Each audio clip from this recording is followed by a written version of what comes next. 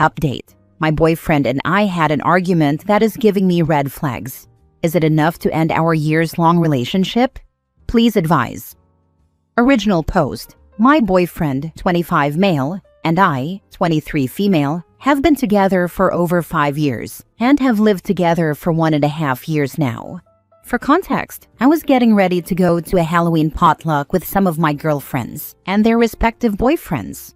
While I was getting ready, my boyfriend began discussing the idea of a curfew with me, explaining that no woman should be out late because nothing good happens late into the night, and that I shouldn't be out until 3 a.m. I explained that I didn't want to be out that long, but the idea of him putting a curfew on me made me uncomfortable.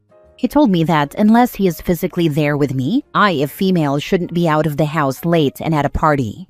I told him there was no need for him to be this controlling with me and that I was confused since he had never done anything like this before. I go to social events pretty regularly, but I rarely go to parties like this, maybe once every 3 months. He was also invited twice to come to this party with me and declined.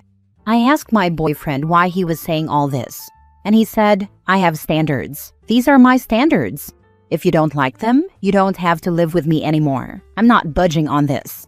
He then explained, "Now I expect you home at 1 a.m. because you're pissing me off, but I should be saying 11 p.m. This freaked me out. I packed a bag, went to my parents' house, and haven't been back since.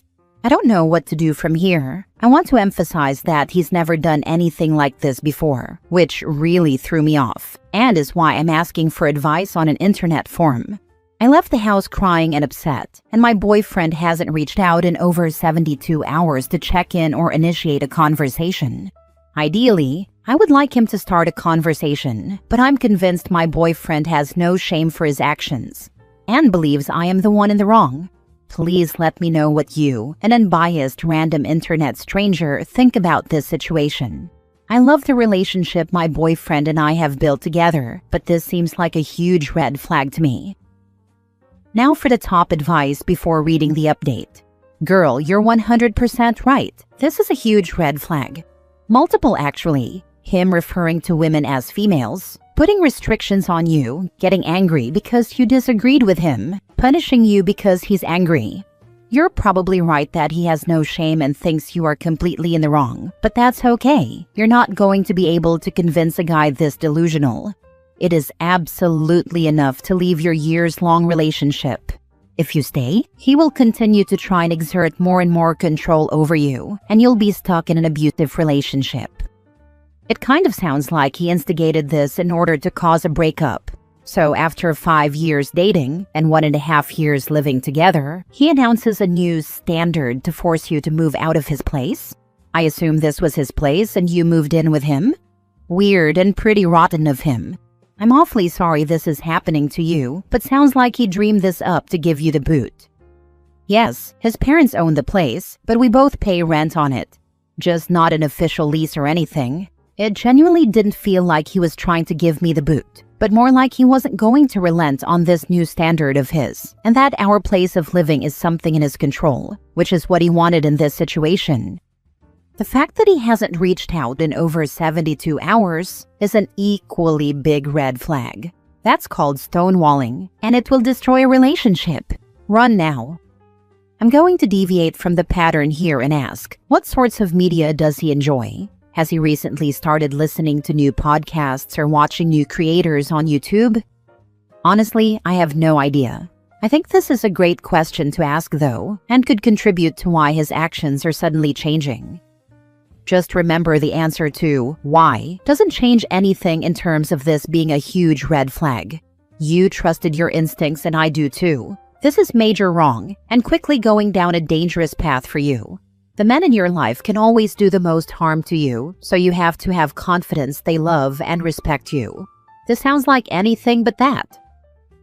Now for the update 8 months later. All of the events listed below occurred 8 months ago, around the time of the original post. This update is not easy for me to write, but I am moving out of state next week, and want to put this out to finally lay this chapter of my life to rest.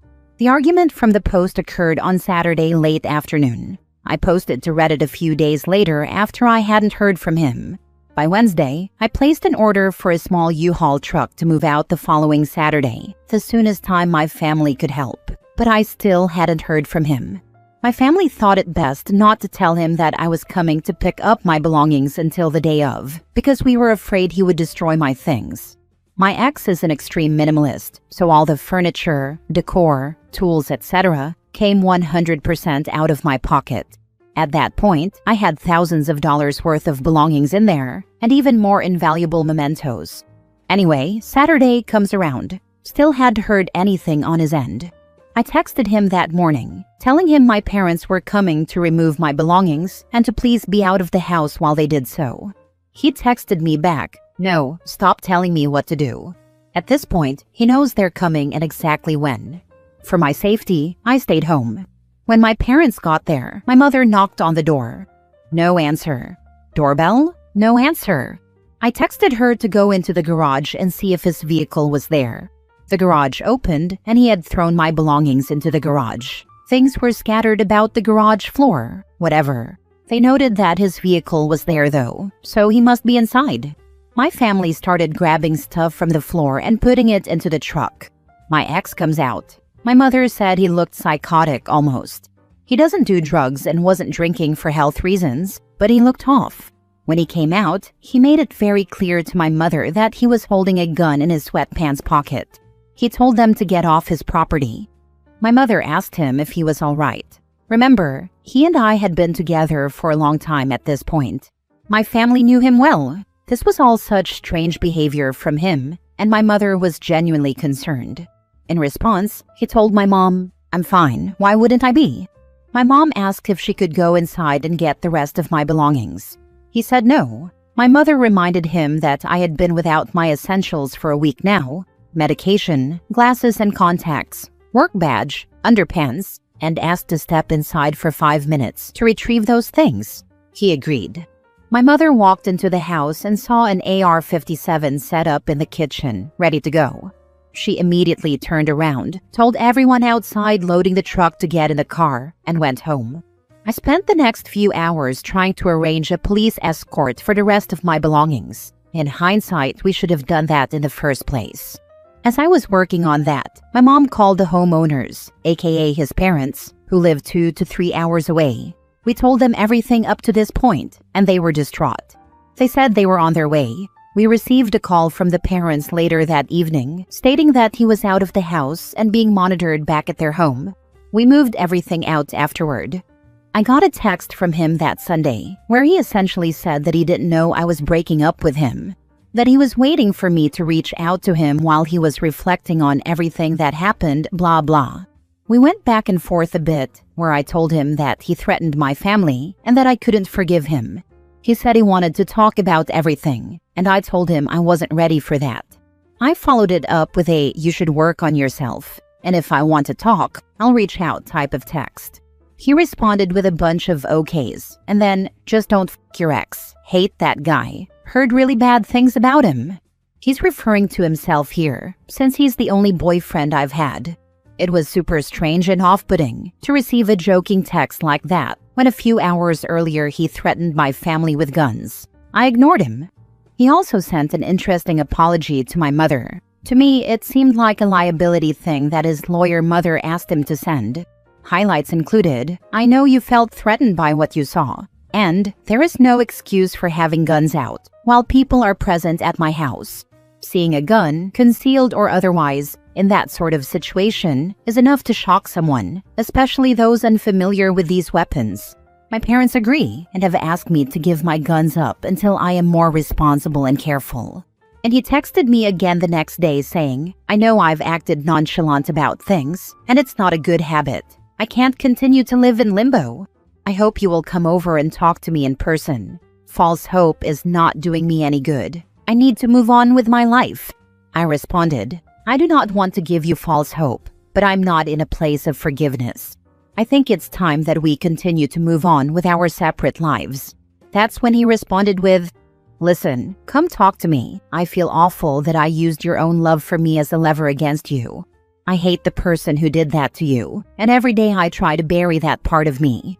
Lots to digest there. We exchanged a few more texts, and I naively agreed to have a conversation in person. I would not have it at the house, it would be during the day, and it would be in public. I now understand that I should never have entertained this idea in the first place. I was emotional and confused at the time. I had been with him for years at this point and wanted clarity on what drove him to do this.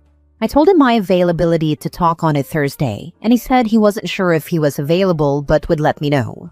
I didn't hear back from him until Thursday at 8:15 p.m. when he asked, "You still coming or no?"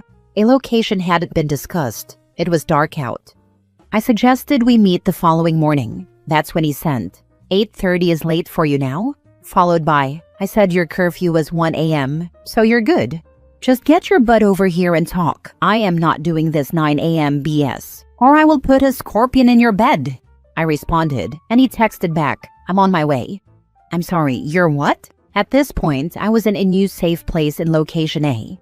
My mother was in location B, and my father was in location C. I had to call everyone and let them know he was going to show up at one of their locations, since he knew where they both lived. He showed up at location C, where my father was. My father told me that he was scared for his safety at home. Luckily, nothing happened. He waited outside for a bit after texting me, "Here," and then left. This whole night rattled me. I stayed up all night, scared he was going to show up at my mom's place next, or mine. I ignored his texts. He started to call. He left an eerily calm, cool, and collected voicemail wondering when we were going to chat, saying that if I wanted to have that conversation, you are welcome to the house whenever. I texted him back, threatening a restraining order if he made contact again. A month later, he texted, "Hey, obviously what happened happened. I'm sorry I made you feel unsafe. That's not who I am as a person or who I would want to be. I wish you the best in whatever you do." And that is the last I've heard from him. All of this could have played out way worse. I'm relieved for the safety of my family and my own.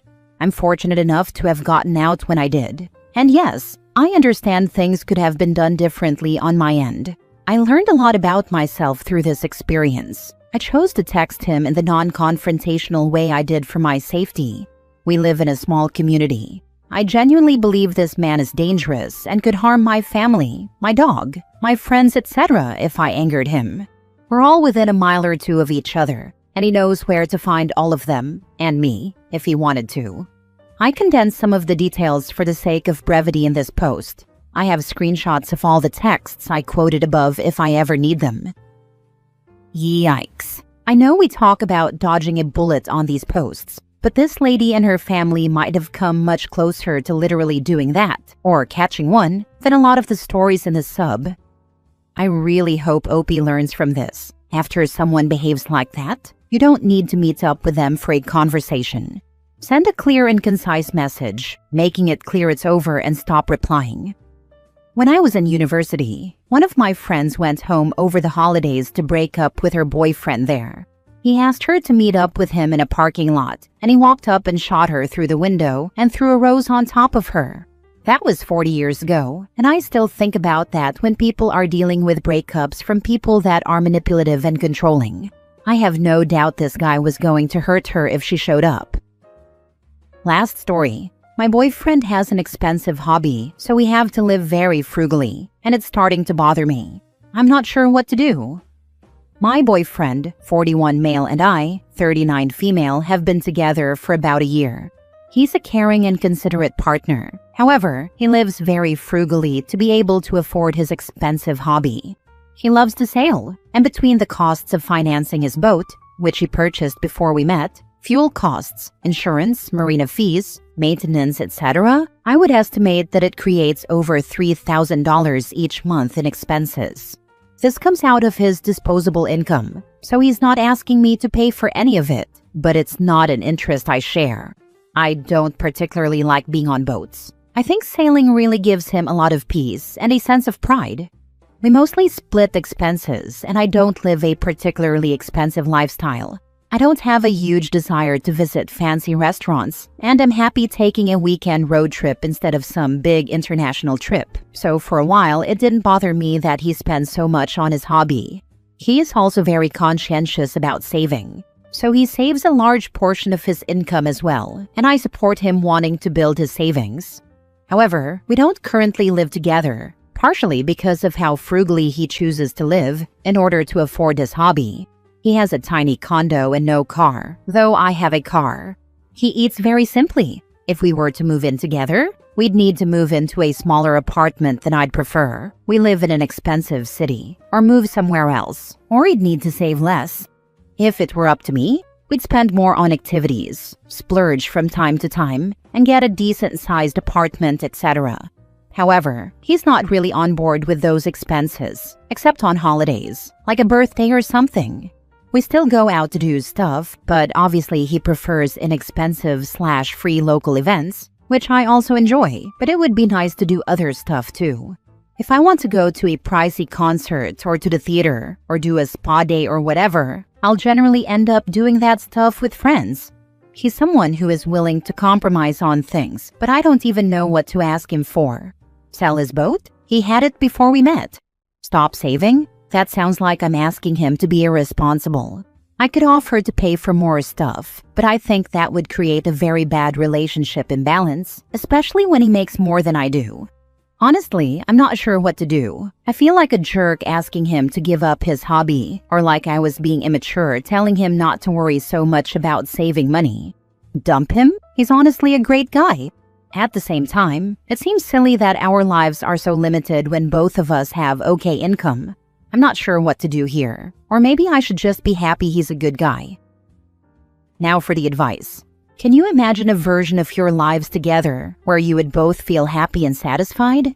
I'm not asking about the mental arithmetic of, I can't break up, he's such a nice guy, or I shouldn't care about having nice things, or it's not reasonable for him to expect that, or it's not fair for me to expect this.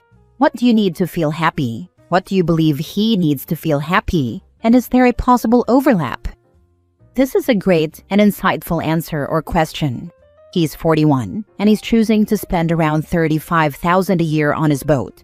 And that's fine, and that's the thing that makes him happy. But that sort of closes the door on living together, having kids, traveling, etc. You have to be truly okay with this, or figure out some middle ground that works for you both as a couple, or move on.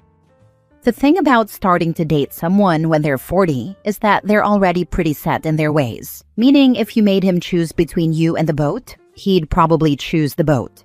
Not just because it's his method of self-care, but for the philosophical reason that people don't generally want to have partnerships with those who don't accept them as they already are, sailing hobby included. But if he's able to swing having the boat, contributing to a retirement account, and still has money to put into savings each month, it's probably the portion he's putting into savings that he might be willing to compromise on. If he owns this tiny condo, he might also think about renting it out when he moves in with you, thus giving him a little more money to work with. So maybe figure out what it would realistically cost for the two of you to live together. Then present your figures to him, cut them in half of course, and ask him if he thinks he could cover that. He's highly unlikely to give up the boat, but maybe there are ways to get what you want, without demanding that he give up what he wants.